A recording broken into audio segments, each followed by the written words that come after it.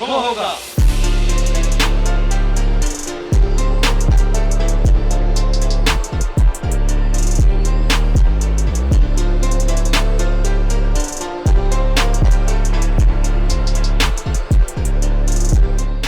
It's been quite a journey of the Ultimate Kho Kho League. It has reached the final, but it was conceptualized in 2018 and was launched in 2019. We have with us the CEO of the Ultimate Kho Kho League, Tenzing Niyogi. So Tenzing, it has been quite a roller coaster ride with COVID-19 coming in between, and then from there on to take it to the inaugural season and successfully staging the event.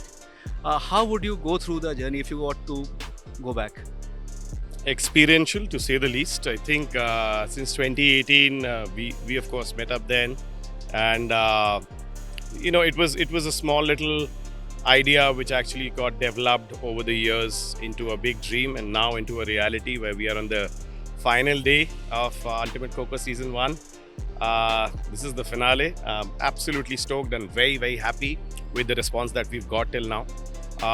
Largely, when we started off in 2018, when I first saw the sport, I was always very clear that this sport had all the merits and the ingredients to become a success story if captured beautifully on air. The fast-paced nature, the thrill, the high-octane energy, indoor sport, Mati ka khel, ab mat pe, multiple success factors which have worked for a lot of other non-cricketing sports in India. So that was the idea when we sort of got into the journey along with my investor Amit Burman, promoter Dabur, and then of course silsila chalta raha, karwa badhta raha, and in that of course we've had a great support with KKFI. We've had great support with the team owners. I was always very clear as to bring in the big boys on the table, and I think we successfully managed. Absolutely happy to have the first 6 new entities as team owners. Sony has been an amazing broadcaster and supporter and a partner. They've given us impetus to move on and move ahead basically. And last but not the least, the players. I think unki jo journey hai, it's what dreams are made of. End of the day, mat to mat, I think the way they've sort of expressed themselves here is just simply fabulous. Yeah, like I was talking to a lot of players here, and the way it has changed their lives, especially coming from so many humble backgrounds. Like I spoke to a guy called Manoj Ghotekar. His father was a truck driver. Somebody is an Amazon delivery boy. Somebody is a Swiggy delivery boy. Like amazing stories coming around. Like, did you ever thought of it beforehand, and how this entire coming together of everything? That was always the part, right? That was always part of the story, because see, we always knew that these people came from all these players came from very humble backgrounds, and that's actually a very big plus to building a successful sports league, because if you see their attitude towards the sport, their attitude towards the way they approach the game, their skill sets, the way they listen to their coaches, it all sort of comes together. And for them, I think it was very important to get a professional setup which is led by governance, led by transparency, led by excellence. And I think that's what Ultimate Kho Kho strives for, right? If you look at the bottom of the pyramid for any sport, if it's nice and tight and packed, right, at the bottom of the pyramid, which is full of talent pool, both genders playing, then all that sport needs is essentially a top league there at the apex of the pyramid, and that's what the agenda was. And I think all the players have understood that. I'm so glad all the sort of the literal mud to mat or the soil to spotlight jo angle hai hamara, I think it's come out beautifully with Ultimate Kho Kho, with reference and with regards to the players. When you started off, you already had a pro kabaddi league doing well to have like an inspiration for you. But you made a lot of changes to make it television friendly, from introducing the Wazir to the format to making it more tighter, the point system. Everything was actually tuned so that it becomes a great show on television with lights and also those dives. So how did you vision everything of this? That is a brilliant story to actually speak to. That's an amazing story. Actually, as I said, when I saw the sport for the first time in Maharashtra, in a place called Ichilkaranji, I had no doubt, as I said, because it had all the spectacles. As you rightly said, it had skydive, it had pole dive, it had the adrenaline rush. It was very fast paced. So the day we saw it, I immediately knew that this will be the fastest sport that India would have ever seen. On ground, definitely. Can we translate into on air? And that is where the format changes started coming in. And that is where we started believing that, okay, if we can create a 1 hour product, which comes on prime time per match, so there are double headers every day, then you essentially start driving audiences towards appointment viewing. And in that, keeping that as the base benchmark, then we started trickling down and tweaking a little bit of format changes. Largely, if you come to see, we've introduced the Wazir, as you rightly said, and that's been a humongous and tremendous success story for all the Wazirs who are playing right now, and even for the audiences who now understand that, okay, this guy can get out and go either right or left, whichever way he wants to. That has changed the complete dynamics from a scoring perspective, from a match play perspective, from a strategic perspective. So I think that was a big sort of a home run for all of us. And secondly, when we introduced a power play, तो उसपे क्या होता है, फिर coaches का involvement बहुत जरूरी हो जाता है. And I always wanted to come back with a sport in India where coaches had a say. You see, very few sports have football being one of them. They call managers, but they're genuinely driving the sport. But largely, again, even if you see football is largely the managers are behind the scenes. They do the strategy, but at such a big field, it is slightly difficult when you can't hear point A to point B.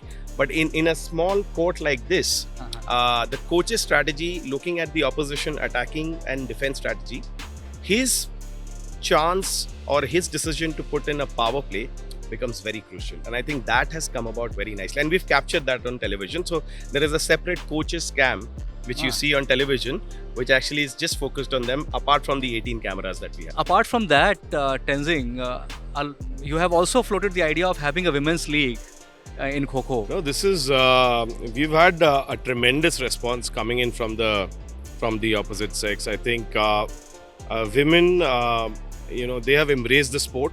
Largely, if you come to think of it, women have sampled Kho Kho more than men, and that's a reality in India. So when we envisioned Ultimate Kho Kho, we were always very clear and very sure of the fact that women will see this. But the kind of response that we've got is absolutely amazing. Right from metros to sub-metros and even tier 3 markets, the responses have been fabulous from a women's perspective. The other part also is that because of the long-term rights that we have with KKFI, we've got the rights to the men's league, the women's league and the grassroots league. So going forward, we will try and see what can be made out of the women's league. But as of now, the focus currently is on the men's for season 2. Now that we are on the finale day, we will be looking at multiple other elements to be added in season 2 as well.